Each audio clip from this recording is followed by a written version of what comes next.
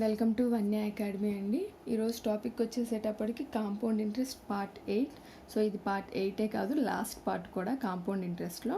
So ఈ 8 పార్ట్స్లో compound ఇంట్రెస్ట్లో అయితే అన్ని మోడల్స్ అండ్ ఫార్ములాస్ అన్నీ మనకి కవర్ అయిపోయినాయి. సో మీరు ఎవరైతే కొత్తగా ఈ పార్ట్ 8 చూస్తున్నారో ప్రీవియస్ పార్ట్స్ కూడా చూడండి. ఈ ఎయిట్ పార్ట్స్తో మనకి కాంపౌండ్ ఇంట్రెస్ట్ అయితే కంప్లీట్ అయిపోతుంది. ఓకేనండి. సో ఈరోజు ప్రాబ్లమ్స్ డిస్కస్ చేసే ముందు 2 ఇంపార్టెంట్ ఫార్ములాస్ చెప్పుకుందాము. వాటికి సంబంధించిన ప్రాబ్లమ్స్ డిస్కస్ చేద్దాం. If a certain sum becomes x times in n years, then the rate of interest will be. X times అవటానికి n years పడుతుంది. అయితే rate of interest find out చేయమంటే మనకి formula r equals to 100 into X power 1/n minus 1. So x అంటే x times, ఎన్ని times అని ఇచ్చారు, 8 times అని ఇస్తే 8, 11 అని ఇస్తే 11, మనకి ఎన్ని టైమ్స్ అవుతుంది అని ఇచ్చారో దాన్ని ఎక్స్ ప్లేస్లో సబ్స్టిట్యూట్ చేసుకుంటాం. ఎన్ని ఇయర్స్ అని ఇచ్చారో ఎన్ వాల్యూ ఎన్ ప్లేస్లో సబ్స్టిట్యూట్ చేసుకుంటాం. దాని నుంచి మనం రేట్ పర్సెంట్ని ఫైండ్ అవుట్ చేయొచ్చు. Next formula, if a sum of money P amounts to A1 after T years at compound interest and the same sum of money amounts to A2 after T plus 1 years at the compound interest, then ఇక్కడ rate పర్సెంట్కి formula. So some amount of money అనేది A1 అవ్వడానికి T years పడితే A2 అవ్వడానికి T plus 1 years. So T plus 1 ఇవి రెండు మీకు important అండి. అంటే ఇక్కడ 2 ఇయర్స్ ఇస్తే ఇక్కడ 3 ఇయర్స్ ఉండాలి, 4 ఉండకూడదు మళ్ళీ. ఓకేనా? ఈ 2 ఇయర్స్ వెంటనే అయ్యి ఉండాలి. 2, 3 ఆర్ 7, 8 అలా ఉండాలి. ఓకేనా అండి? అయితే అప్పుడు రేట్ పర్సెంట్ ఫైండ్ అవుట్ చేయడానికి R equals to A2 minus A1 by A1 into 100. Important formulas ఇవి రెండు. మీకు ఆన్సర్ని చాలా తక్కువ టైంలో మీరు ఫైండ్ అవుట్ చేసే ఫార్ములాస్. ఓకేనండి? డిస్కస్ చేద్దాము ఈ ఫార్ములాస్కి సంబంధించిన different models. If the amount is 2.25 times of the sum after 2 years at compound interest, then rate of interest per annum is 2.25 times అవ్వడానికి 2 years పడుతుంది. రేట్ ఆఫ్ ఇంట్రెస్ట్ మనల్ని find out చేయమన్నారు. So formula ఏంటండి rate of interest find out చేయడానికి? R equals to 100 into X power 1/n minus 1. So 100 into X, so ఎన్ని times అవుతుంది? 2.25. So 2.25 whole power 1 by time n ఎంత ఇచ్చారండి? 2 years. 1/2 minus 1. So 2.25 అంటే 15 square 225. So 2.25 ఎలా రాసుకోవచ్చు? 1.5 whole స్క్వేర్గా రాసుకోవచ్చు. 100 into 1.5 whole square whole power 1/2 minus 1. So మనకి a power m whole power n equals to ఏమవుతుందండి? A power m into n. ఓకేనా? So 100 into 1.5 power 2 into 1/2 minus 1. 2 cancel అయిపోతాయి. 1.5లో నుంచి 1 పోతే 0.5 అండి. 1.5లో నుంచి 1ని సబ్స్ట్రాక్ట్ చేస్తే so 100 into 0.5 that equals to 50%. R ఎంత అండి? 50%. ఓకేనా? Next problem. A sum of money becomes 8 times of itself in 3 years at compound interest. The rate of interest per annum is. ఎన్ని టైమ్స్ అవుతుంది? 8 టైమ్స్ అవుతుంది. And time ఇచ్చారు 3 years. మనల్ని rate of interest per annum find out చేయమన్నారు. Formula R equals to 100 into X power 1/n minus 1. So 100 into ఎన్ని times అవుతుంది? 8 times. అంటే X ప్లేస్లో 8 పవర్ 1/n ఎంతండి? 3 years. 1/3 మైనస్ 1. సో 8ని మనం 2 క్యూబ్గా రాసుకోవచ్చు కదా. 100 into 2 cube whole power 1/3 minus 1. Previous discuss చేసిందే a power m whole power n equals to a power m into n. That equals to 100 into 2 power 3 into 1/3. 3 cancel అయిపోతుంది, minus 1. 2 minus 1 అంటే 1. That equals to 100 into 1 equals to 100%, rate percent. ఓకేనా అండి. Next problem. A sum of money becomes to 4,840 rupees in 2 years and to 5,324 rupees in 3 years at compound interest compounded annually. ఒక some of money 4,840 rupees అవడానికి 2 years పడుతుంది, 5,324 rupees అవడానికి 3 years పడుతుంది. అయితే rate of interest per annum find out చేయమన్నారు. Okay, ఇక్కడ మనం చేయాల్సింది ఇది టీ ఇయర్స్ అయితే ఇది t + 1 ఇయర్స్ అవుతుందా. 2 ఇయర్స్, 2 + 1 3. ఓకేనా మన ఫార్ములా. ఓకే, సో ఇక్కడ మనం రేట్ పర్సెంట్కి A2 minus A1 into 100 formula use చేయొచ్చు. సో A2 అంటే 5,324 మైనస్ 4,840 బై 4,840 ఇంటూ 100. సో వాల్యూస్ని సబ్స్ట్రాక్ట్ చేస్తే 484 బై 4,840 ఇంటూ 100. 0 0 క్యాన్సిల్ అయిపోతే 484 cancel. R equals to 10%. So ఈ ఫార్ములాస్లో చూసుకోవాల్సింది ఒకటే, 2 years, 2 + 1 equals to 3 years. Okay, satisfy అవుతుంది మన rule. Next problem.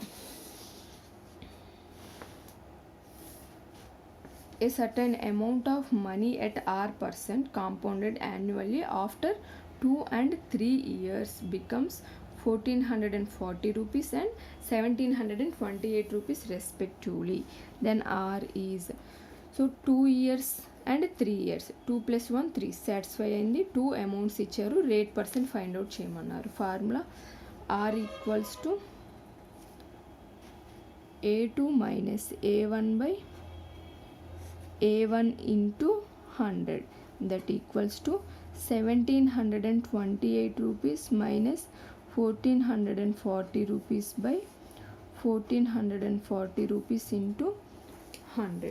So subtract చేస్తే 288 rupees by 1,440 rupees into 100. 0 0 cancel అయిపోతే 144 2 టైమ్స్ పోతుంది. 10 2s are 20%. So R find out చేసేసాం. సో సింపుల్, ఫార్ములా తెలిస్తే మీరు ఈజీగా సాల్వ్ చేయగలుగుతారు. Next problem. A sum of money at compound interest will amount to 650 rupees at the end of first year and 676 at the end of second year. అయితే sum of money is, so 2 amounts ఇచ్చారు, years ఇచ్చారు. ఇక్కడ మనల్ని sum of money find out చేయమంటున్నారు. So principal తెలియదు మనకి, rate percent తెలియదు. So ప్రిన్సిపల్ని మనం ప్రిన్సిపల్ వాల్యూని P అనే అనుకుందాము, రేట్ పర్సెంట్ని కూడా సేమ్ R% అనే అనుకుందాం.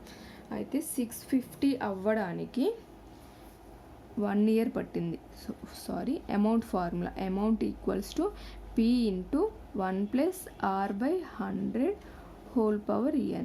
సో 650 రూపీస్ అవ్వడానికి ప్రిన్సిపల్ వాల్యూ Pనే ఉంచండి. 1 + R/100 whole power n value ఎంత అండి, 1 ఇయర్ టైం పట్టింది. ఓకేనా. సో దీన్ని ఈక్వేషన్ 1 అనుకుందాం. అలానే 676 రూపీస్ అవ్వడానికి సెకండ్ ఇయర్లో కాబట్టి ఆ వాల్యూ సబ్స్టిట్యూట్ చేద్దాం. అమౌంట్ ప్లేస్లో 676 equals to P into 1 + R/100 whole power time ఎంత అండి, 2 ఇయర్స్, 2.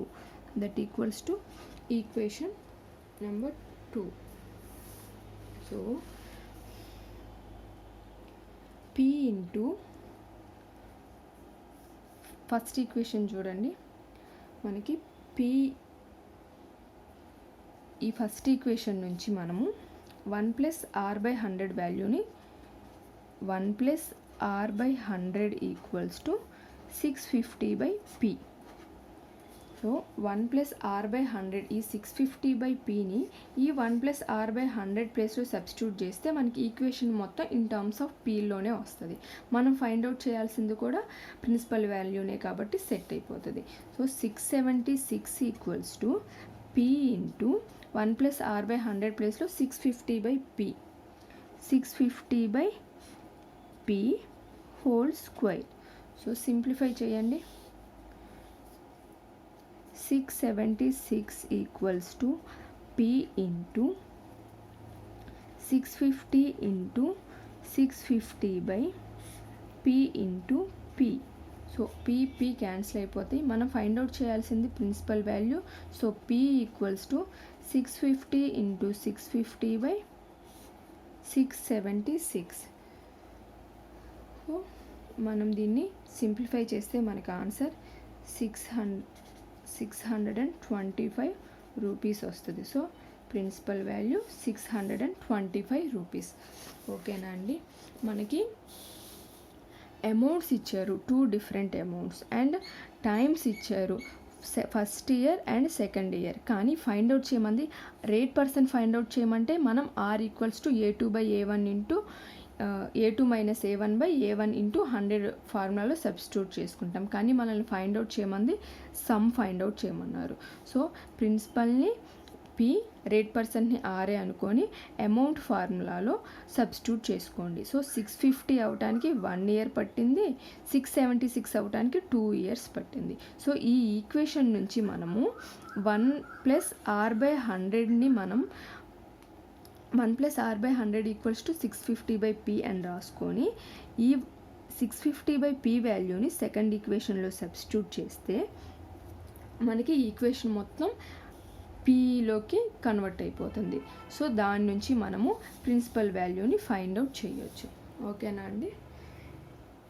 ఈ వీడియోతో కాంపౌండ్ ఇంట్రెస్ట్ టాపిక్ అనేది మనకి కంప్లీట్ అయిపోయిందండి. సో కాంపౌండ్ ఇంట్రెస్ట్లో బేసిక్ ఫార్ములాస్ ఒకటి, అండ్ కాంపౌండ్ ఇంట్రెస్ట్కి సింపుల్ ఇంట్రెస్ట్కి మధ్య relation, and compound interest simple interest యొక్క differences up to 2 years and up to 3 ఇయర్స్కి మనం ఫైండ్ అవుట్ చేసిన డిఫరెన్సెస్, అండ్ ఈరోజు డిస్కస్ చేసిన 2 ఫార్ములాసు, అండ్ దీన్ని ప్రీవియస్ పార్ట్లో డిస్కస్ చేసాము ఒక 3 ఫార్ములాస్. మొత్తం ఈ పార్ట్లో ప్రీవియస్ పార్ట్లో కలిపి ఒక 3 ఫార్ములాస్ డిస్కస్ చేసాము. సో ఇవే ఆల్మోస్ట్ ఈ ఫార్ములాస్ నుంచే మనము కాంపౌండ్ ఇంట్రెస్ట్ మొత్తం కూడా సాల్వ్ చేస్తాము. సో కాంపౌండ్ ఇంట్రెస్ట్ అనేది ఈజీ టాపిక్కేనండి. సింపుల్ ఇంట్రెస్ట్ మనకి ఎవరికైనా సరే సింపుల్ ఇంట్రెస్ట్ అనేది చాలా ఈజీగా అనిపిస్తుంది. కాంపౌండ్ ఇంట్రెస్ట్ వచ్చేసేటప్పటికి కొంచెం డిఫికల్ట్ ఏమో అనుకుంటాం. లేదండి, సింపుల్ ఇంట్రెస్ట్ కన్నా కూడా కాంపౌండ్ ఇంట్రెస్టే చాలా ఈజీ ప్రాక్టీస్ చేస్తే. కాంపౌండ్ ఇంట్రెస్ట్లో సింప్లిఫై చేయటం ఎక్కువ టైం పట్టిద్ది కాబట్టి అది కష్టం అనుకుంటాం. కానీ అది కూడా సింపుల్ ఎప్పుడవుతుంది? స్క్వైర్స్, క్యూబ్స్ అండ్ టేబుల్స్ నేర్చుకున్నప్పుడు. మీకు ఈ 3 చాలా చాలా ఇంపార్టెంట్. మీరు కాన్సెప్ట్లు ప్రిపేర్ అవుతూ 1 by 1 కాన్సెప్ట్లు కంప్లీట్ చేస్తూ పర్సంటేజెస్ అని, యావరేజెస్ అని కంప్లీట్ చేస్తూ ఇవి మీరు పర్ఫెక్ట్గా నేర్చుకోకపోతే వేస్ట్. అది మాత్రం 100% వేస్ట్. నేను చెప్తున్నాను కదా, స్క్వైర్స్, క్యూబ్స్, టేబుల్స్ ఉన్నప్పుడే మీరు సాల్వ్ చేయగలుగుతారు ప్రాబ్లమ్స్. కానీ టైం ఎక్కువ తీసుకుంటుంది. ఇదేం 10th ఎగ్జామ్స్ కాదు కదా, మనకి కావాల్సినంత టైం ఇచ్చి సొల్యూషన్ రావడానికి. కాంపిటేటివ్ ఎగ్జామ్లో టైం అనేది చాలా ఇంపార్టెంట్ కాబట్టి మీరు స్క్వైర్స్, క్యూబ్స్, టేబుల్స్ కంపల్సరీ నేర్చుకోండి. కాంపౌండ్ ఇంట్రెస్ట్లో అయితే పర్టికులర్గా స్క్వైర్స్, క్యూబ్స్ చాలా చాలా బాగా యూజ్ అవుతాయండి. అవి వస్తేనే మీకు ఈజీగా అయిపోతుంది. సో కాంపౌండ్ ఇంట్రెస్ట్ పెద్ద కష్టమైన టాపిక్ అయితే కానే కాదు. ఈ ఫార్ములాస్ నేర్చుకోండి. కాంపౌండ్ ఇంట్రెస్ట్ మీ దగ్గర ఉన్న ఎన్ని బుక్స్లో ఎన్ని మోడల్స్ ఉన్నాయో అన్నీ ప్రాక్టీస్ చేసుకోండి.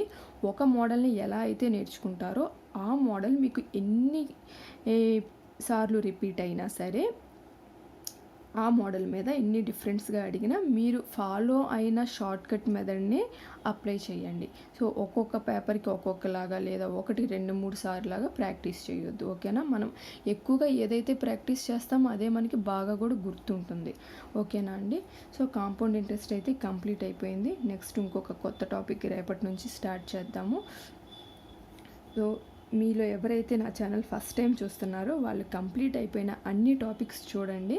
సో కంటిన్యూగా మీకు అర్థమెటిక్ అండ్ రీజనింగ్ ఇవి 2 అన్ని టాపిక్స్ మనం కంప్లీట్ చేసేద్దాము ఈ ఛానల్లో. సో కాంపిటేటివ్ ఎగ్జామ్స్కి ప్రిపేర్ అయ్యే వాళ్ళందరికీ నా ఛానల్ యూజ్ అయ్యేలానే నేను వీడియోస్ అయితే పోస్ట్ చేస్తున్నానండి. సో ప్లీజ్ నా ఛానల్ని సబ్స్క్రైబ్ చేసుకోండి. అలానే పక్కనే ఉన్న బెల్ బటన్ని క్లిక్ చేయండి. సో నేను ఎప్పుడైతే కొత్త వీడియోస్ అప్లోడ్ చేస్తానో మీకు వెంటనే నోటిఫికేషన్ అనేది వస్తుంది. అలానే మీరు ఏ కాంపిటేటివ్ ఎగ్జామ్స్కి ప్రిపేర్ అవుతున్నారు, మీకు ఏ టాపిక్స్ కావాలి అన్న విషయాలు కూడా నాతో కామెంట్స్లో షేర్ చేసుకుంటే నేను ఆ టాపిక్స్ మీద వీడియోస్ చేసి పోస్ట్ చేస్తాను. థ్యాంక్ యూ ఫర్ వాచింగ్ అండి.